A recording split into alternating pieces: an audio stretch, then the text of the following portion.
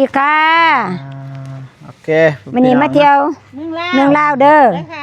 ค่ะสนุกสนานมากค่ะครับไม่เคยมาแต่ได้ประสบการณ์เยอะเที่ยวเมืองลาวไม่อยากกลับบ้านเลยอยากอยู่นี่บรรยากาศดีมากสดใสไม่มีมลพิษเหมือนประเทศไทยมันดีกว่าคนละอย่างคนละอย่างอ๋อใช่มาหาลูกแล้วรู้สึกว่าอบอุ่นดีใจให้การต้อนรับอย่างดีมากเลยค่ะขอบคุณมากครับเยี่ยมแต่ว่าบ่เต็มที่ก็คืองานพาหนะเฮามันไม่เป็นไรอันนี้เราเพิ่งพบปะกันที่แรกครั้งแรกต่อไปเราจะดีขึ้นเรื่อยๆโอเคไหมครับต้องขอโทษขออภัยหลายๆเด้อจุ๊บแม่เด้อบ่เต็มที่เป็นหยังค่ะบ่เป็นหยังคือกันลูกบ่มีรถใหญ่โทรหาบ่ฝนก็ว่าบ่มีแม่2 คนปลื้มมากก็ให้การต้อนรับอย่างดีมากถึงเราจะรู้กันจากกันครั้งแรกแต่ลูกให้การต้อนรับดีอบอุ่นมากครับแต่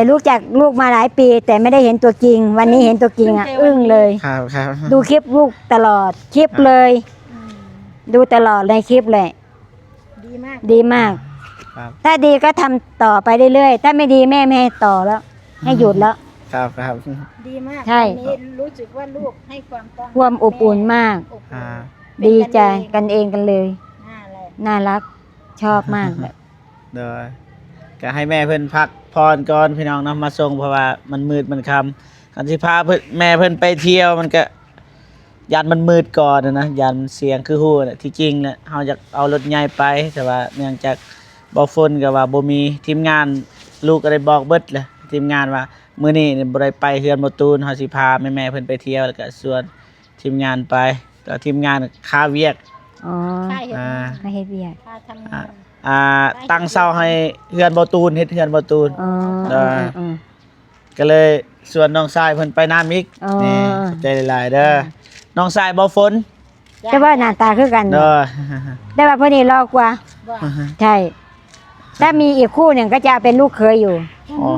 ถ้ามีอีกนะอยากเอาเป็นลูกเขยอยู่จะหาให้ลูกสาวมาอยู่เมืองลาวแม่จะได้มาอยู่ด้วยกันใช่แต่คนนี้เขามีคนจองแล้วคงไม่ได้แล้วล่ะเขามั่นหมายไว้แล้วบองดองกันเรียบร้อยแล้วคือว่าไปไหนไม่ได้แล้วคนนี้เขาเป็นหลานเขยแล้วไงไปแล้วไปอยู่ด้วยกันนั่นแหละเดี๋ยวไปตามหาเป็นหลานเขยแม่แล้วไปอยู่นั้นมันกรมทหารเยอะพอดีได้เป็นทหารแถวนั้นแถวนั้นเขามีกรมทหารเยอะบ้านถูกเที่ยวก็มีแต่กรมทหารมีงานให้ทำด้วยงานเขาไม่อึดบางทีลูกก็อยากไปยามอยู่อยากไปลิดแม่ก็ไปแม่ยินดีต้อนรับลูกเสมอครับเก็บเงินก่อนปีหน้าเจอกันเดี๋ยวพาไปอยู่บ้านเลยอยู่กรุงเทพนี่แหละไม่พาไปบ้านนอกหรอกครั้งนี้ครั้งแรกเป็นแล้วจะมีครั้งต่อไปครับถึงเราไม่ได้เป็นนั่นไม่ได้เป็นอย่างอื่นเป็นญาติพี่น้องเป็นเพื่อนเป็นฝูงกันญาติต่อไปยาวๆเลยลูกก็บ่คิดบ่ฝันว่าสิได้เจอจูแม่นะแล้วก็ตกใจเลยทีนี้นี่ยินจูแม่โทรมาเนี่ยตกใจเลยกำลังขี่รถแล้วก็ลงจากรถเลยหยุดลมทรายตกใจว่าให้ลุงเขาโทรให้แล้วก็บ่คิดบ่ฝันว่าจูแม่แบบว่าบ่รังเกียจนะขี่รถแบบนี้นะไม่รังเกียจหรอกดีมากที่จริงก็ถามว่าเต็มที่เฮาก็อยากเต็มที่เนื่องจากเฮาบ่มีเฮาก็เลยสำใดมีเฮาก็ไปพอไปได้เฮาก็ไปประมาณนั้นต้องขอโทษหลายๆจุแม่เป็นหยังแม่ก็ยินดีต้อนรับเสมอเป็นจังได๋แม่ก็รับได้เสมอถึงว่าลูกสิบ่มีหยังก็สร้างแม่รับได้เสมอแม่เราไม่ได้คบกันที่เราไม่ได้คบกันที่เงินทองเราคบกันที่จิตใจมีความจริงใจซื่อสัตย์ต่อกันลูกก็รักแม่ก็รักลูกนับถือกันไปแม่เราเป็นญาติพี่น้องกันคนเรานั่นต่อไปเงินน่ะมันไม่ใช่เป็นหลักจิตใจน่ะสำคัญกว่าหากินไม่ได้นั่นเนี่ยหาซื้อไม่ได้ด้วยจิตใจน่ะถ้าเงินน่ะหาได้น้ำเหล้าน้ำเบียร์ยังมีวันหมดน้ำใจคุณไปจนตายดีทำความดีที่สุดคุณจนตายนั่นแหละทำแบบนั้นซื้อไม่หมดโคตรกินไม่หมดนั่นแหละ ได้ ถ้าเราทำชั่วไปแล้วยังไงมันก็ไม่ดีแล้วล่ะ เราแบบว่าเอาแต่เงินอย่างเดียวมันไม่ใช่ ขึ้นไปคุยกันอยู่เทิงไหม ไปเทิงไหม นะ ให้กุญแจมา นี่ขึ้น ม่วนแดด ไปนั่งอยู่นี่ก็ได้ไหม นั่งไปไปนั่งทั้งห้องแม่ก็ได้มามาต้องนั่งนี่ดอก อยู่ใน ดูของแม่ก็ได้มาไปนั่งคุยกันเย็นๆผม ใช้ก็ได้ลูก นั่งทั้งห้องพุ่นละมา นี่อยู่ในนี่ก็ เอ ได้ อไปดูข้างใน ของแฮมรูนี่นั่งใส่ก็ได้ นั่งนี่ก็ได้ นั่งนี่ตลอด นั่งหันก็ได้ นี่ละมานั่งนี่ละใกล้ๆโซฟาเนี่ยมันเย็นดีฮ้อนโอ้ย เมื่อยบ่แม่ ฮะ ไปมื้อนี้ทั้งฮอนทั้งหนาว ก็ดีด้วยล่ะ ได้ผสมกันเลย เพราะว่าแม่ก็ไม่เคยเห็นแม่ แม่ก็ไม่เคยเห็น แม่ก็ดีใจอยู่ ได้ มาแบบนี้ก็ดีใจนี่แต่คนรับตอนอบอุ่นมากเพราะว่าทุกสายน้องเดิมก็รับตอนรับให้ดีอยู่ให้แม่ดีอยู่รับตอนยิ่งใหญ่อยู่แม่ก็ชอบนิสัยคนจังทีล่ะ ที่ว่าแรงน้ำใจนะ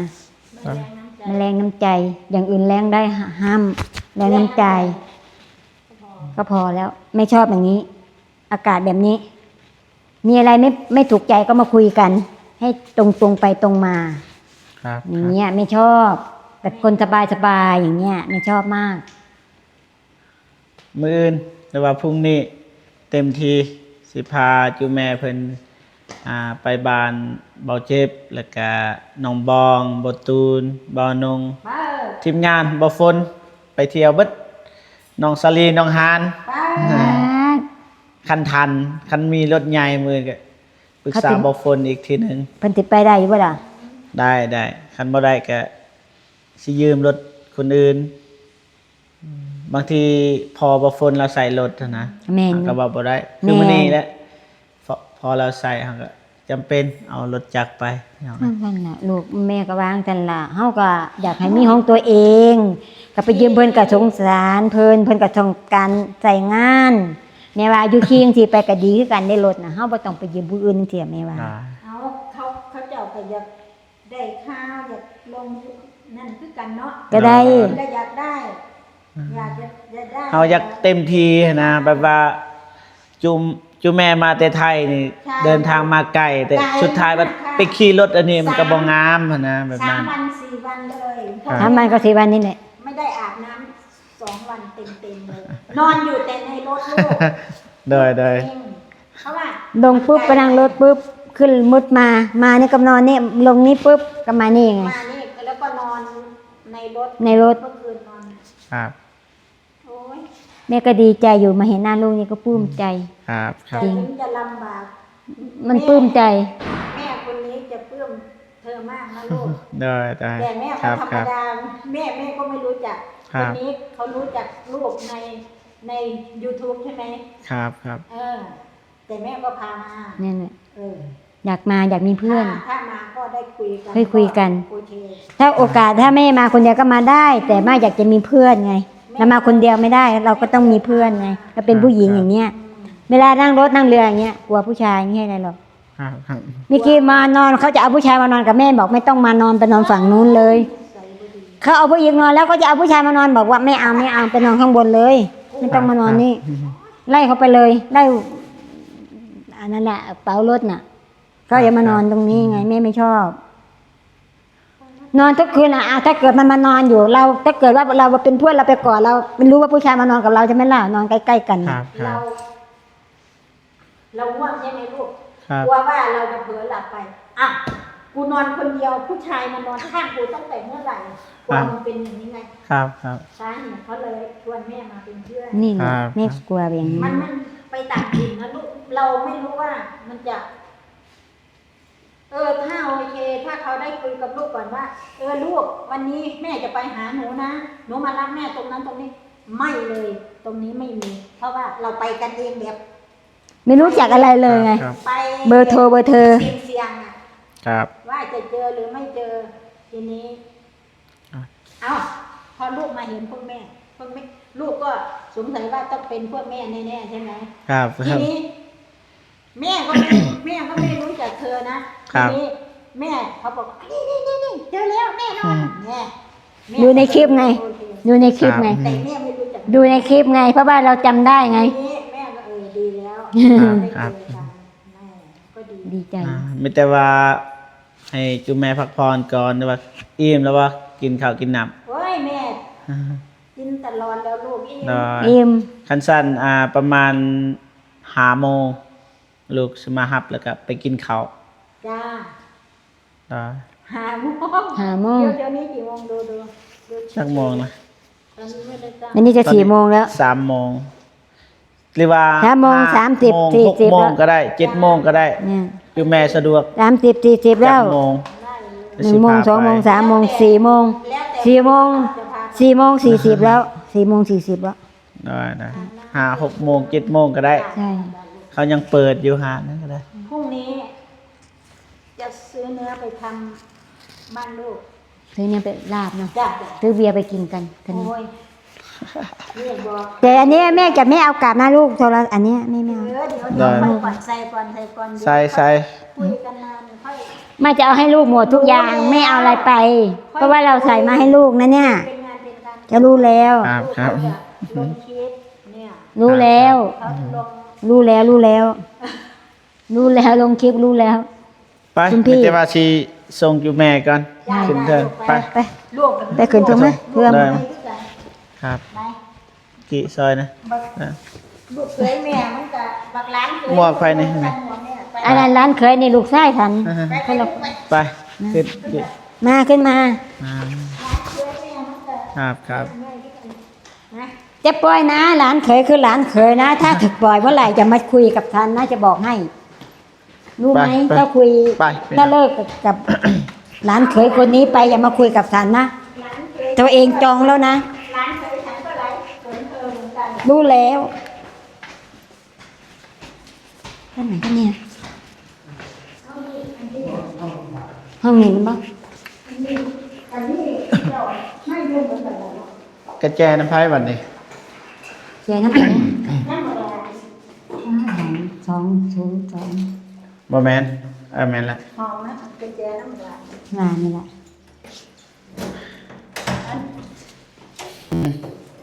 กล่องบ่แจ้งบันได ว่าเป็นหยัง ก้อง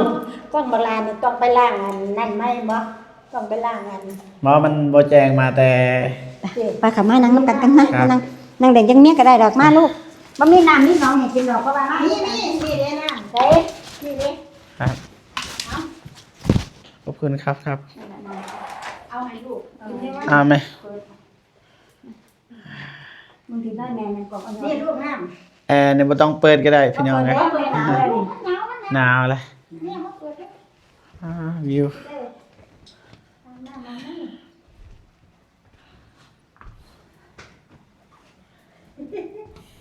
อันนี้เราใหญ่ไปเลยได้ไหมเนี่ย พูดท่ำคา เอาใส่กระเป๋าเป็น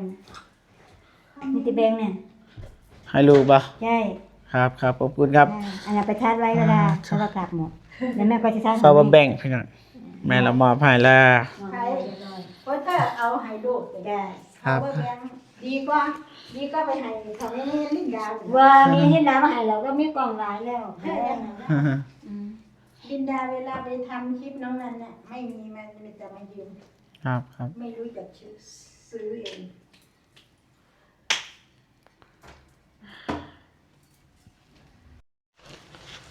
โอเคพ่อพี่น้องนะเอาเจ็บกับบุกกี้พี่น้องลงมาสันลางพี่น้องเนาะไปส่งจุแม่เป็นทีเรียบร้อยพี่น้องจะได้เข้าไปหัดอีกเทื่อนึงพาจุแม่เพิ่นไปกินข้าวกินน้ำพี่น้องเนาะทางทีมงานก็บ่มีไฟวางพี่น้องนะก็เห็นอยู่โอ้ยกเสาสังบตูนก็ได้งานเฮาแต่เบาเจ็บกับบุกกี้พี่น้องนี่แหละพี่น้องบ่แม่นว่าบ่เคารพหรือว่าบ่นับถือพี่น้องนะทางเฮาก็สุดแล้วพี่น้องเอ้ยบ่ฝนก็อยู่สวนเห็นลงคลิปอยู่ในสวนพี่น้องแต่ว่าโทรหาบ่ฝนก็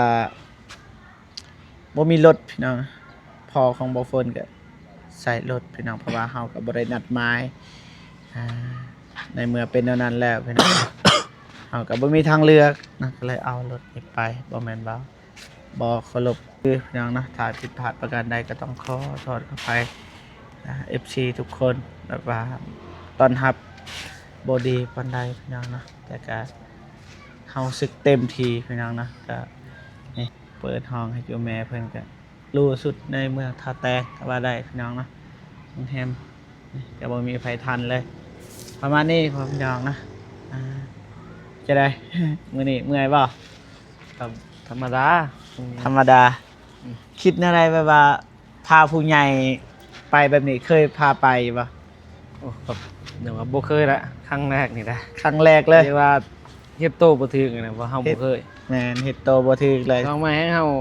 เรามาปุ๊บแล้วเฮาบ่เคยแล้วเฮาบ่ได้มีพาหนะคือเขานะรถเอารถจักรไปสับแม่งเว้ายังบ่ออกเด้อสิว่าก็ได้ก็ อายนะ อายเพิ่นนะ แม่เพิ่นตั้งใจมาแต่ไทยเนาะ แม่น แต่เฮาตอนรับได้ซ้ำนี่นะแต่ก็เฮาต้องยอมรับความจริงอีกเทื่อนึงเพราะว่าเฮาบ่มี บ่มี อ่าก็คือเดี๋ยวนี้แหละพี่น้องเป็นหยังก็ทีมงานคือบ่เจ็บอยากได้รถนะก็คือถ้าถามไปรถจักรได้ แต่ว่าไปกลางค่ำกลางคืนมันยากนะเพราะว่าเฮาทายส่วนหลายมีแต่กลางคืนนะเฮาก็เลยคิดอยากได้รถพี่น้องนะทางบ่าวอนง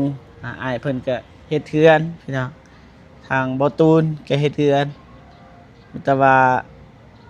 ทางบ่เจ็บบ่ทันเฮ็ดหยังตอนนี้ก็ต้องการรถพี่น้องนะตัวอย่างคันมีรถก็ไปกับทีมงานถ้าว่ามีเครื่องหลายเราก็ใส่รถบ่ฝนถ้าบ่มีเราก็ขี่รถน้อยไปพี่น้องนะครับประมาณนั้นอ่า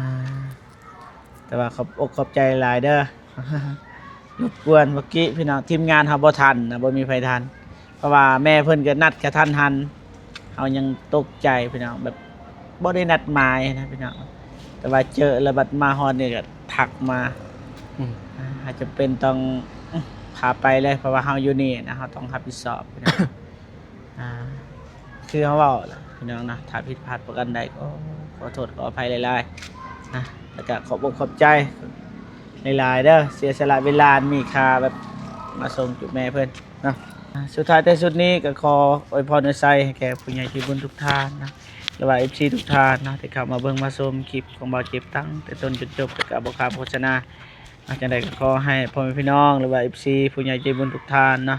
จงมีแต่ความสุขสุขภาพแข็งแรงขออายุมันควรยืนนะความเจ็บบ่ให้ได้ความไข้บ่ให้มีปรารถนาสิ่งใดขอให้ได้สิ่งนั้นเบิดสุขสุขคนแล้วก็ฝากถึงบ่ตูนเนาะขอโทษขอไว้หลายๆพี่น้องนะที่บ่ได้ เช่นกันเช่นกัน ยกเศร้าให้พี่น้องนะบ่ตูนก็โทรหาบ่ให้พลาดนะทีมงานนี่ต้องมาเพราะว่าเฮาก็ทีมงานเดียวต้องช่วยเหลือกัน แต่ว่าตอนนี้บ่เจ็บก็มีภารกิจหรือว่าเทินมาหยังพี่น้องนะอยู่แม่เพิ่นก็เทินมานะเฮาก็ต้อนรับให้สุดความสามารถพี่น้องนะขัดตกบกพร่องอันใดเฮาก็บ่ฮู้นะครับบ่แม่นมืออาชีพว่าซั่นซะแต่ว่าเฮาเฮ็ดได้ส่ำนี้พี่น้องเนาะก็ประมาณนี้พอๆกันคลิปหน้าพี่น้องเนาะสำหรับคลิปนี้สบายดีเด้อพ่อพี่น้องเบิดสุขทุกคนไปบ๊ายบายพี่น้อง